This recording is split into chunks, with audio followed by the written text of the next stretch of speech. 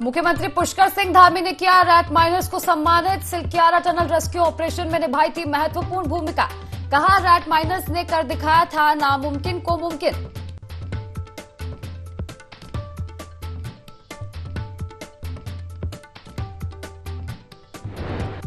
तेईस साल बाद जाकर सीएम धामी ने मूल निवास को दी फिर पहचान। उत्तराखंड के मूल निवासियों को नहीं होगी स्थायी निवास प्रमाण पत्र देने की बाध्यता। सीएम धामी ने दिए निर्देश।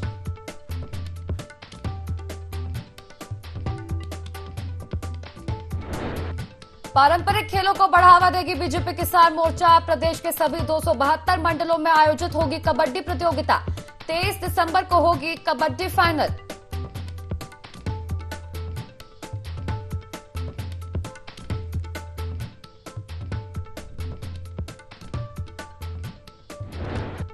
आज से फिर बदला पहाड़ों का मौसम। मौसम विभाग ने बारिश और बर्फबारी का किया है अलर्ट जारी।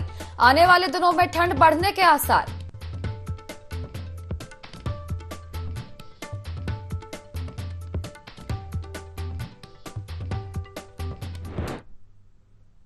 नमस्कार, देवभूमि लाइव में आप सभी का बहुत स्वागत है और मैं हूं आपके साथ दिशा। अब हेडलाइंस के बाद सीधे खबरों का रुख करेंगे। उत्तराखंड में अब मूल निवास प्रमाण पत्र धारकों को स्थायी निवास प्रमाण पत्र दिखाने की जरूरत नहीं पड़ेगी।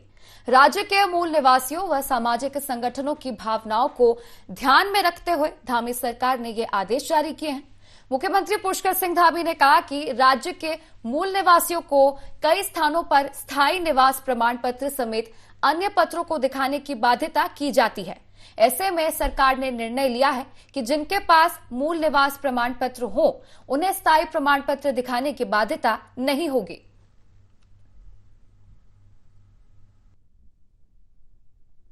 चूंकि अनेक स्थानों पर आज भी लोग जाते हैं तो मूल निवासियों को अनेक प्रकार से स्थायी निवास अन्य सर्टिफिकेट बनाने पड़ते हैं और मूल निवास जिनके पास होगा भविष्य में हमने अब व्यवस्था कर दी है और इसका सर्कुलर भी जारी कर रहे हैं कि जिनके पास मूल निवास हो वो सारी जो अन्य औपचारिकताएं हैं स्थायी निवास की अन्य जो भी होती हैं वो जो है स्वतः ही मान ली जाएंगी कि मूल निवास से ही वो कवर।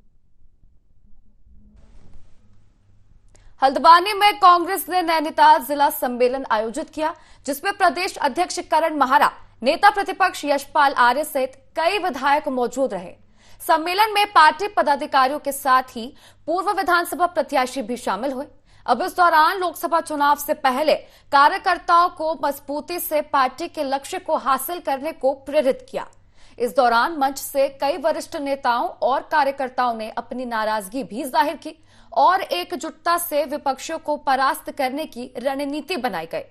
कांग्रेस प्रदेश अध्यक्ष करण महारा ने कहा कि पार्टी को मजबूत करने के लिए लगातार इस तरह के सम्मेलन आयोजित किए जा रहे हैं जिसमें प्रदेश सरकार के खिलाफ आगामी कार्यक्रमों को लेकर भी रणनीति तैयार की जा रही है। वहीं नेता प्रतिपक्ष यशपाल आर्य ने कहा कि पार्टी नेताओं से विचार विमर्श किया जा रहा है और लोकसभा चुनाव को जीतने के लिए पार्टी पूरी तरह से तैयारियों में जुट गई है।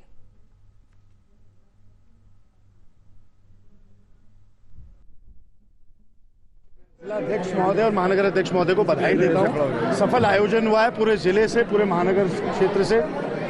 नैनीताल जनपद का पूरा अच्छा रिप्रेजेंटेशन यहाँ पे हुआ है। हमारे ब्लॉक अध्यक्षगण से लेके हमारा आम कार्यकर्ता जो है और एक क्लोज डोर में हुआ है तो उन्होंने बड़े सकारात्मक यहाँ पे सुझाव रखे हैं जिसकी कांग्रेस की मजबूती के लिए लोकसभा चुनाव में कैसे धारदार हम एक तरीके से एक रणनीति के साथ आगे बढ़े इस विषय पर गंभीर विचार हुआ है। तो मैं बधाई सबको देता हूँ। पार्टी ने हर चुनाव में नए मुद्दों को लेकर और नई घोषणाओं को लेकर जनता को गुमराह करने की कोशिश की है।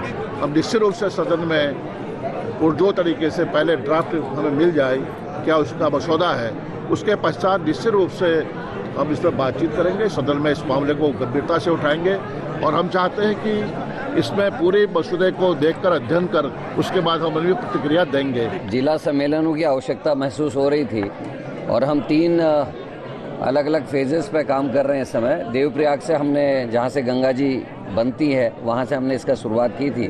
उसके बाद रुद्रप्रयाग, चमोली, पौड़ी, उत्तरकाशी, टिहरी, लोहागढ़, चंपावत, फिर पिथौरागढ़, फिर बागेश्वर और अल्मोड़ा के हम कर चुके हैं। आज नैनीताल जिले की ये बैठक है। पोस्ट है उनके जो कार्यकर्ता उनके सुझाव हम ले रहे हैं। साथ में हमारी बूथ कमेटियां कहां तक तैयार हो गई हैं, उसका सत्यापन का कार्य कितना हुआ है मंडलों की नियुक्ति कितनी होगी, उसका सत्यापन का काम कितना चल रहा है, इन सभी विषयों पर चर्चा है। और आगे को हमारे क्या मुद्दे होंगे, चाहे वो स्थानीय मुद्दे हैं, चाहे वो हमारे राज्य स्तर के मुद्दे, तो ऐसे मुद्दों को लेकर हमने किस तरीके से चुनाव में जाना है, उन सभी चीज़ों में चर्चा विमर्श हो रहा है और कार्यकर्ता खासे उत्साहित है, यह आप सभी देखें। संसद की सुरक्षा में चूक मामले में गृह मंत्री के बयान की मांग कर रहे विपक्षी सांसदों के निलंबन को लेकर उत्तराखंड में कांग्रेस अब प्रदर्शन करेगी। इस दौरान 22 दिसंबर को राजभवन का घेराव किया जाएगा। कांग्रेस के प्रदेश प्रवक्ता शिशपाल बिष्ट का कहना है कि लोकसभा में सरकार ने तानाशाही दिखाई है। भाजपा शासनकाल में देश के भीतर लोकतंत्र नाम की चीज नहीं रह गई।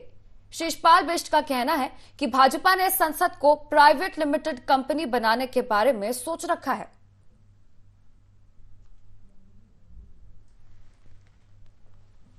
देखिए, लोकसभा में जिस तरीके से सरकार ने तानाशाही दिखाई है और सवाल पूछने पर 141 सांसदों को जो है आपने निलंबित कर दिया। आखिर इस देश के अंदर लोकतंत्र नाम की चीज है कि नहीं है? सरकार से जब भी सवाल विपक्ष पूछता है और अब संसद हमले पर जो है गृह मंत्री के बयान की मांग विपक्ष कर रहा था, तो भाजपा जो है उससे बचने के लिए जो है विपक्ष के 141 सांसदों को निलंबित कर देती। आखिर संसद को आपने क्या प्राइवेट लिमिटेड कंपनी बनाने के बारे में सोच रखा है? जिला विधिक सेवा प्राधिकरण सचिव चंपावत शिवानी पसबोला न्यायिक बंदी गृह लोहाघाट पहुंची, जहां उन्होंने बंदी गृह में कैदियों की समस्याओं को बारी बारी से सुना और जिन बंदियों ने उनके पास अधिवक्ता नहीं है, उन्हें प्राधिकरण की ओर से निशुल्क अधिवक्ता दिलाने के निर्देश दिए। साथ ही साथ बंदियों के भोजन और स्वास्थ्य के बारे में जानकारी ली। वहीं बंदी गृह अधीक्षक को निर्देश दिए गए कि बंदी गृह में स्वच्छता बनी रहे और बंदियों की समस्याओं को सुना जाए। साथ ही साथ कामकाजी महिलाओं के साथ उत्पीड़न और छीटाकशी न की जाए।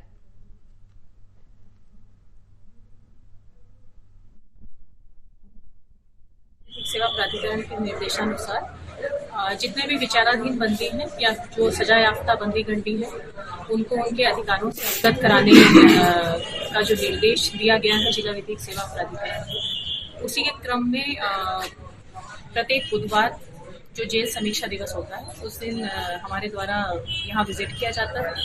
एक शिविर आयोजित किया जाता है अपने परावैधिक कार्यकर्तागण के साथ, ताकि बंदियों को उनके अधिकारों के बारे में पता चल सके और यदि किसी की कोई समस्याएं हो तो हम अपने स्तर से उसका निराकरण करें। राज्य विधिक सेवा प्राधिकरण के निर्देश हैं माह दिसंबर के प्लान ऑफ एक्शन में कि कार्यस्थल में महिलाओं का किसी भी प्रकार से उत्पीड़न ना हो। संसद की सुरक्षा में चूक मामले को लेकर विपक्ष गृह मंत्री अमित शाह के बयान की मांग कर रहा है।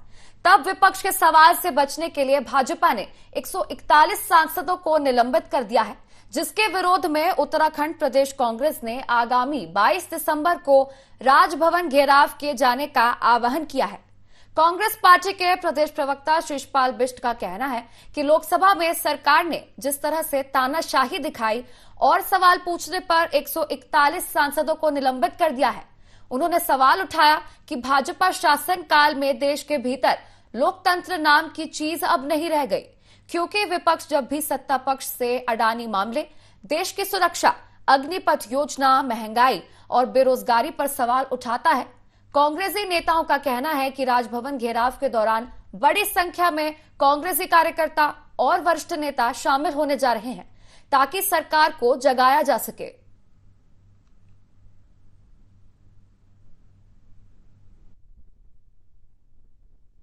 लोकसभा में जिस तरीके से सरकार ने तानाशाही दिखाई है और सवाल पूछने पर 141 सांसदों को जो है आपने निलंबित कर दिया। आखिर इस देश के अंदर लोकतंत्र नाम की चीज है कि नहीं है? सरकार से जब भी सवाल विपक्ष पूछता है और अब संसद हमले पर जो है गृह मंत्री के बयान की मांग विपक्ष कर रहा था, तो भाजपा जो है उससे बचने के लिए जो है विपक्ष के 141 सांसदों को निलंबित कर देती। आखिर संसद को आपने क्या प्राइवेट लिमिटेड कंपनी बनाने के बारे में सोच रखा है? भारतीय किसान यूनियन ने एकत्र होकर लक्सर तहसील में खाद्य पूर्ति अधिकारी का घेराव किया। दरअसल सिधरट गांव के राशन डीलर ने अंत्योदय कार्ड धारकों को 35 किलोग्राम के बजाय 10 किलोग्राम राशन आवंटित कर दिया, जिसका संज्ञान लेकर किसान नेता चौधरी परविंद्र सिंह ने खाद्य पूर्ति अधिकारी से इसकी जानकारी जुटाई। इसके अलावा खाद्य पूर्ति विभाग की एक शिकायत के बाद फर्जी लिखित समझौते का भी विरोध जताया गया।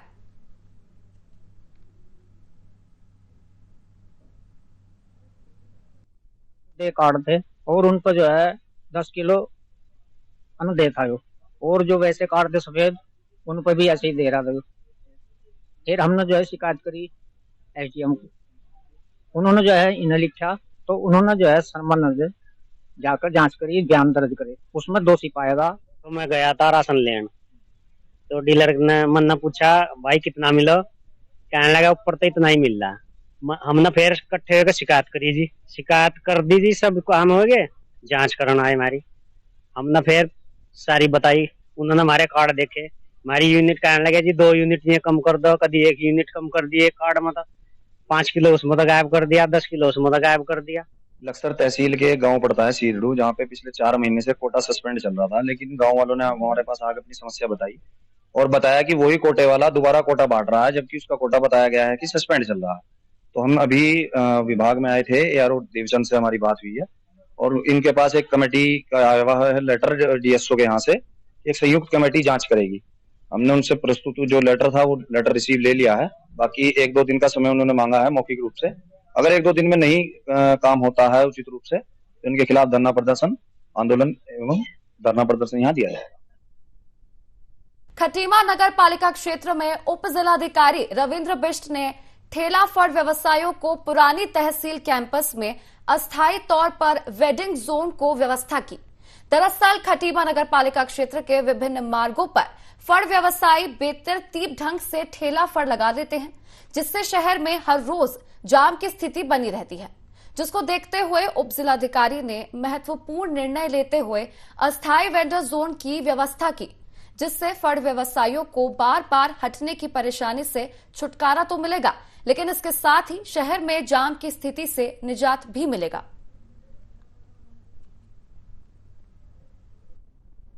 लंजा मार्केट में, आजाद मार्केट में और जो बेतरतीब हमारे जो नगर पालिका क्षेत्र में जो बेतरतीब रूप से ठेली फड़ वगैरह लगे हुए हैं, इससे हमारे यहाँ पर जाम की स्थिति पैदा होती है और दुर्घटना होने की संभावना रहती है। लिहाजा क्योंकि अभी इनका कोई वेंडिंग जोन डिसाइड नहीं है, अभी हमने अस्थायी रूप से पुरानी तहसील में इनको वेंडिंग जोन दिया है। जो भी यहाँ पर लाइसेंसधारी जिनका रजिस्ट्रेशन हमारी नगर पालिका में है फड़ वालों का, उनको हम यहाँ पर जगह दे रहे हैं, वो यहाँ पर ही फड़ लगाएंगे ताकि वहाँ पर हमारा यातायात की सुविधा बरकरार। नगर पालिका परिषद मसूरी में हुए निर्माण कार्यों में अनियमितताओं की शिकायत पर नगर विकास विभाग की उच्च स्तरीय टीम ने मसूरी आकर फाइलों की जांच की और जिस कार्य में अनियमितता की संभावना नजर आई, उस निर्माण कार्य की मौके पर जाकर जांच की गई। आरटीआई एक्टिविस्ट राकेश अग्रवाल ने मुख्यमंत्री के यहां करीब 150 से अधिक कार्यों की शिकायतें की हैं, जिसकी जांच करने शहरी विकास विभाग की उच्च स्तरीय जांच कमेटी अपर निदेशक डॉक्टर ललित नारायण मिश्रा के नेतृत्व में नगर पालिका कार्यालय मसूरी पहुंची और शिकायतों संबंधित करीब 80 से अधिक फाइलों की जांच की गई।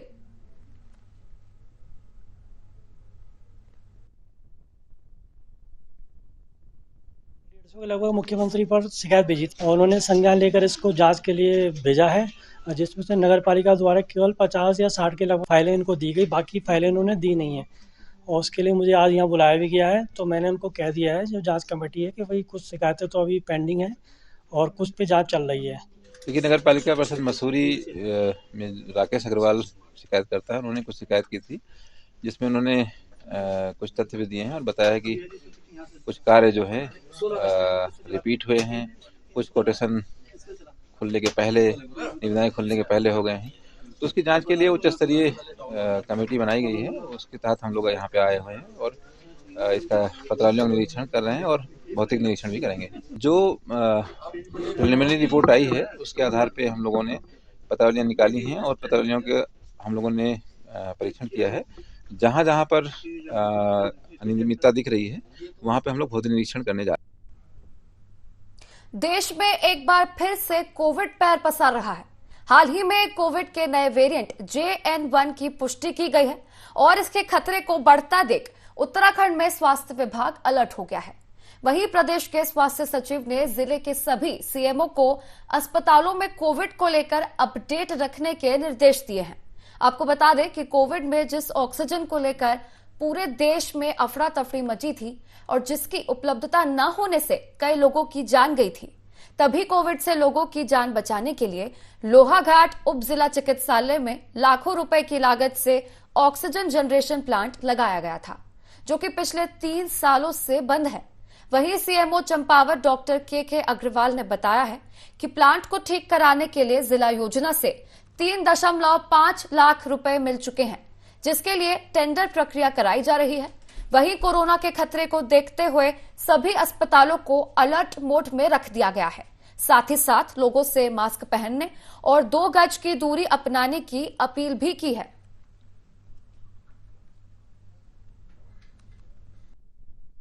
कोरोना की लहर है JN1, इसकी लहर पूरे देश में पाई जा रही है और बहुत सारे पॉजिटिव केस मिल रहे हैं और भारत सरकार की गाइडलाइन के मुताबिक समस्त CMOs को आदेश कर दिया गया है कि अपनी तैयारियां पूर्ण रखें और जनमानस का स्वास्थ्य को ध्यान में रखते हुए, और लोहाघाट का ऑक्सीजन प्लांट चालू नहीं हुआ, तो इनकी ये लापरवाही है और लोगों के स्वास्थ्य के साथ खिलवाड़ कर रहे हैं। मैं इन लोगों से अनुरोध करना चाहूंगा कि जल्दी से जल्दी जो कोरोना की लहर चल रही है और इसको देखते हुए स्वास्थ्य जो ऑक्सीजन प्लांट है इसको सुचारू रूप से चालू किया जाए।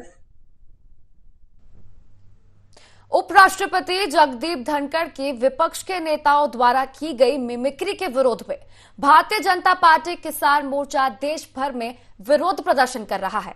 इसी क्रम में उत्तराखंड बीजेपी किसान मोर्चा ने प्रदेश के सभी जिला मुख्यालयों पर TMC सांसद समेत विपक्षी दलों के खिलाफ विरोध प्रदर्शन किया।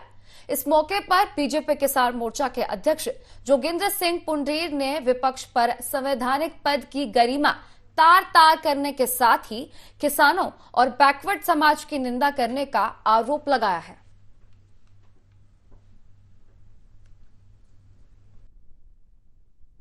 कि परसों तृणमूल कांग्रेस के सांसद श्रीमान कल्याण बनर्जी के द्वारा अपने बहुत ही साधारण परिवार से, किसान परिवार से, जो हमारे उपराष्ट्रपति एवं राज्यसभा के सभापति माननीय श्री जगदीप धनखड़ जी को बड़े ही अशिष्ट तरीके से मिमिक्री, उनका नकल करते मजाक उड़ाया गया और तथा इस कृत्य का वीडियो जो बहुत ही घोर निंदनीय है, राहुल गांधी जी ने उसका वीडियो बनाया और उसको उन्होंने सोशल मीडिया पर प्रेषित किया।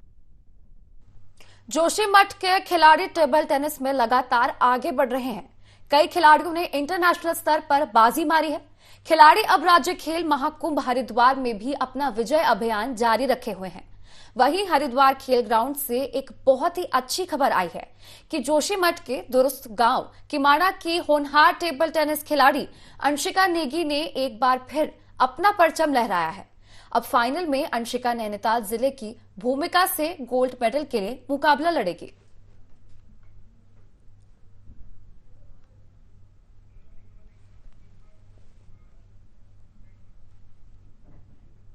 उत्तराखंड शासन के कार्यक्रम क्रियान्वयन सचिव दीपक कुमार ने चमोली में विभागीय अधिकारियों की बैठक ली और विकास कार्यों की समीक्षा की। उन्होंने केंद्र और राज्य सरकार की जन कल्याणकारी योजनाओं का लाभ आम जन तक पहुंचाने के निर्देश विभागीय अधिकारियों को दिए। सचिव ने कहा कि प्रदेश में पर्यटन गतिविधियों का बढ़ावा देने और उद्यानीकरण के क्षेत्र में किसानों को आत्मनिर्भर बनाने की दिशा में महत्वपूर्ण कदम उठाए गए हैं। सीमांत जनपद चमोली में पर्यटन और उद्यानीकरण विकास की महत्वपूर्ण कड़ी है। इससे जिले की GDP बढ़ सकती है।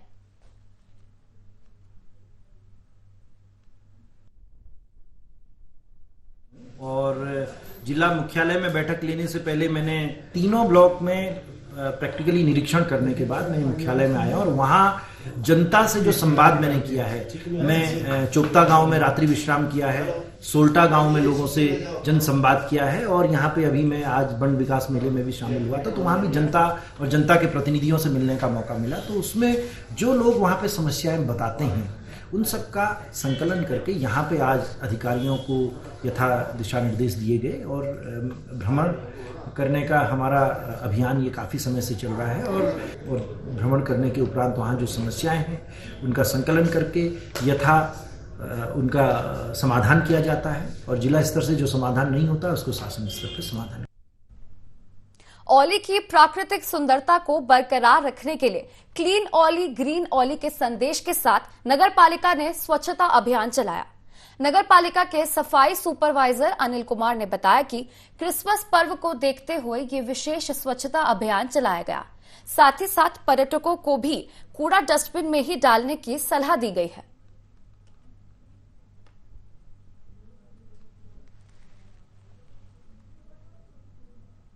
मुख्यमंत्री पुष्कर सिंह धामी ने रैट माइनर्स को अपने आवास पर सम्मानित किया। इस दौरान सीएम ने सभी रैट माइनर्स को 51 हजार के चेक्स दिए। आपको बता दें कि रैट माइनर्स ने 41 मजदूरों को 17 दिन तक चले सिलक्यारा टनल रेस्क्यू ऑपरेशन के दौरान सुरक्षित बाहर निकाला था।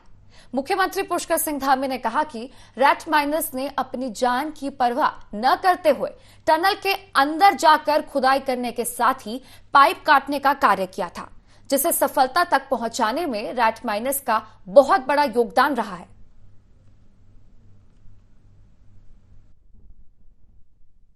तो मैं जितने लोगों ने भी रेस्क्यू ऑपरेशन में अपना योगदान दिया, सहयोग किया, हर एक का मैं बहुत विशेष कर से जो हमारे रैट माइनर्स हैं, इन्होंने अपनी जान की परवाह न करते हुए लगातार कठिन परिस्थितियों में स्थितियों में अंदर जाकर खुदाई का काम किया, सफाई का काम किया, पाइप काटने का काम किया और अंत तक लगातार और बहुत ही कठिन परिस्थितियों में वो ऑपरेशन चला, उसको सफलता तक पहुंचाने में आपका बहुत बड़ा योगदान रहा। और चूंकि ऐसे लोग जो वास्तव में कहीं दिखाई नहीं दे रहे थे, लेकिन जो काम असली काम है उस काम को सिरे तक पहुंचा रहे थे, ये सब बधाई के पात्र हैं, अभिनंदन के पात्र। उत्तराखंड में यूसीसी का ड्राफ्ट लगभग तैयार हो गया है। सीएम पुष्कर सिंह धामी ने कहा कि यूसीसी तैयार करने वाली कमेटी से हमारी बात हुई है।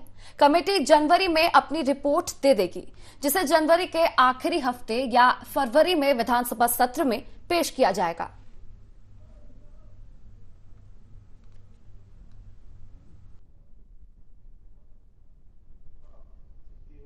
हमको जो है अपना ड्राफ्ट दे देंगे और उसके बाद जो भी अन्य औपचारिकताएं होती हैं, औपचारिकता करने के बाद हम उसको विधानसभा में लाएंगे, विधानसभा का सत्र आहूत करेंगे और यूसीसी लागू करने की दिशा में आगे बढ़ेंगे।